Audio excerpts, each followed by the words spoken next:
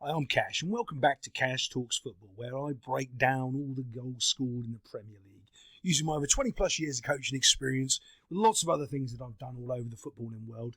I break down all the goals scored in the Premier League, giving you some sort of different insight. Maybe you want to become a better coach or a better manager, and use some of my knowledge to hopefully make you do one or two of those things. Or maybe just look at something that you already knew and make it come to the front of your mind so you can remember to do it in the game that you're playing or the game you're coaching. Right now, we're doing Newcastle against Bournemouth, and I want to give you talk about this first goal here that Bournemouth scored, because it's one of this again. Everyone's trying to pass out the back, blah blah blah, and they don't know why they're doing it. So they put themselves in situations that are absolutely and utterly moronic. Okay, so I want you to look at this right here. You've got 1, 2, 3, 4, 5, 6 players from Bournemouth in the Newcastle half. Right, the reason you pass the ball around the back is to create space forward. So you can play not a 50-50 ball. You can play like a 60-40 or a 70-30 ball forward. So what's a 50-50 ball? Playing up to their centre-back with your striker. He's trying to control it. He's trying to head it down or do something with it there. If you've got 6 of their players this far up, you can play a ball forward. Okay? You've got space. You've got space on this side of the field over here. There's so much space for you not now to play a 50-50 ball. You're at least giving it a 70-30. But they don't do that, because they don't know why they're passing the ball. So, boom, here we go. He's squeezed. So, straight away, this is a terrible pass. Right, what he should be doing here in this situation, he should be turning and splitting the play. Well, why is he doing that, Cash? Well, I'll tell you why. Because he's got 3 players on him here. He's got 1 player here. This side is locked. If he keeps the ball on this side, he's going to lose the ball. They're creating what's called a pressure pocket. He's been suckered into it, and he doesn't have the footballing IQ, and neither does his coach, to tell him to spin, turn and play it out here to the safe place over here. Doesn't do it, right? Like if you're doing this at under 12s and you're not being able to do that, I'm yelling at you, because you should be able to do that by now on my football team. All right? If you're not being able to do it in the Premier League, I'm really concerned about the level and standard of Premier League football players. So when this goes across here and this player passes it back, Bosch, the pace of the ball puts him under all sorts of pressure. So now what he's done, he's played a no-look pass. He's just turned and he's played it because it's repetition. What he's doing, they've been doing what's called playing the system in their training sessions, and they're going through the momentum of just doing the same thing, turning, passing the ball, without doing a threat analysis of the pass. Okay, I know it's not like threat analysis. We're not doing CIA operatives here. Yeah, but you're doing a threat analysis of whether or not should that be a good pass or not. See, if he just turned, he could have played at the centre back over here, or to the right back over here. There's lots of other options if he turned and he was smart enough. And he missed this player out here. So if he passed to this player here, what would have happened is the pressure would have come, closer and tighter. He could have even then stepped over to here, and then he might have been able to get the pass back. I'm just going to stop it right here so I can show you the actual what I'm talking about. If he had just turned, how simple that pass is. See, they've created the overload. They've created all these people to come in over here and pressure them. They really have. But then what they haven't done is use that pressure to try to come over here into this massive area over here and actually pass the ball properly. So then what happens is the defender gets in all sorts of problems, and honestly the first thing he should have done was give it back to this guy. So you deal with it. And if he had, they may have got out of trouble. But for some reason now he thinks he's Lionel Messi at the back and he's trying to dribble a player, and he's falling over, passing it to this keeper. And the keeper's like, well, my centre-back's falling over. Well, I might as well fall over. Is that a new thing that we're doing now? So as he receives the ball, Dorsch takes a touch, he falls over, and it's just a tap into the net. All from a terrible play from a midfielder. And the reason the midfielder's making the wrong play again is because they don't understand why and how they should be passing the ball out of the back. They're just doing it for doing its sake.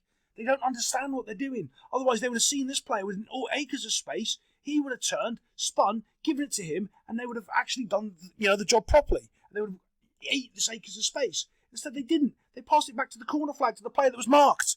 Well, what are you doing that for then? Well, because, you're passing it over here now and you're trying to get over here, which you could have done that with one pass. Instead of 1, 2, 3 across the goal, one simple thing, you could have done that. Yeah, but they just don't know what they're doing.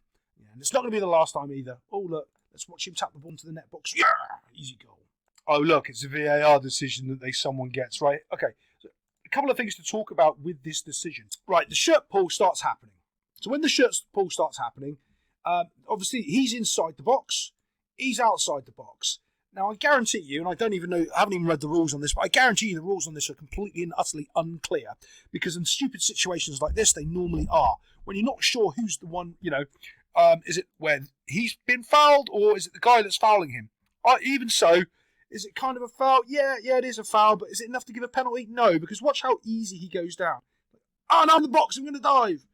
Yeah, I can't stand that. I really can't stand that.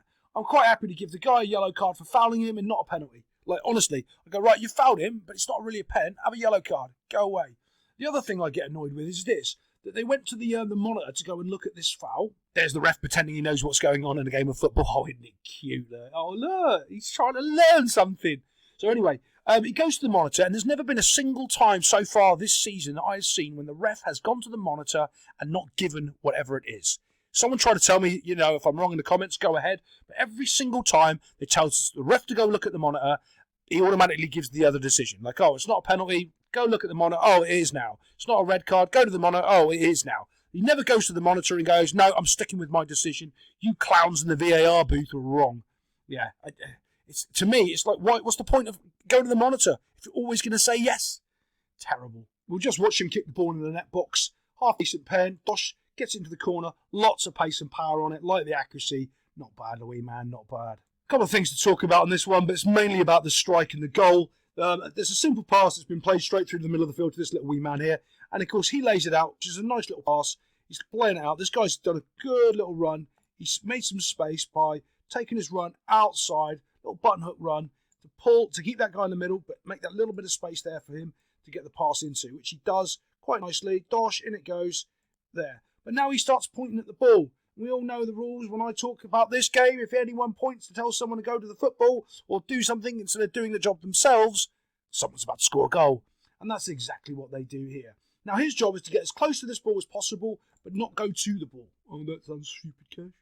No, we don't go to it. We go backwards, but we get as close to it as we can, and we try to shut that space off, and we try to lead him away. That's what we're trying to do. So as he goes forward, we slow our run, try to match the pace of his run and squeeze him away. That's what we want to be doing. What does this guy do? Let's have a look. Oh, he starts to go, yep, okay, he starts to go to squeeze him off, right? Okay, good. No, he doesn't. Okay, because he's changed his direction. You've got to change yours. Brilliant. Can you get closer? Because right now you're nowhere near close enough to challenge for this ball. That space there is too far. Right? As he gets closer, what does he do? He gets dummied by the little shimmy, and now he suddenly realises he's not close enough, and this is a worldy strike. I like this. Bosh puts it into the goal. Quality strike.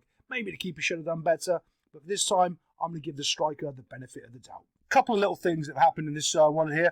In the first goal, when the guy fell over, karma comes back around because one of their wee players falls over this time, and it does make a difference. So we've got the runners coming in, which I quite like. You see 1-2 coming in. They're both being tracked, which is decent. We've got a man deep that's covering. Perfect. Everything looks pretty good. The ball's got to be perfect for it to come in. As this ball comes in, you can see he starts backpedaling to win this header, which he's got a good chance of doing because he's in a good spot. But what ends up happening? He falls over because he can't move his feet quick enough. And then what happens is it's called a Sunday League goal. If you scored this goal on Sunday League with your mates, you'd all be laughing. Hey, mate, I headed it against their keeper and he knocked it into their strike. Yeah, it was a mess. So, right, watch this. He gets the ball, knocks it down to their defender, who decides to have a strike on goal himself. The defender, however, isn't good enough to beat his own keeper. The keeper makes a worldie of a save, and then the striker comes back in and goes, he keeps, and gets himself a goal. Complete and utter mess, complete and utter disaster. Defensively, should they have had it? Yes. But someone fell over, everyone blame him, you can't run backwards, you silly, silly man. If you can't run backwards, you're going to have a bit of a problem defending. And that's the reason why this goal's been conceded. There's nothing special, nothing magical, someone fell over.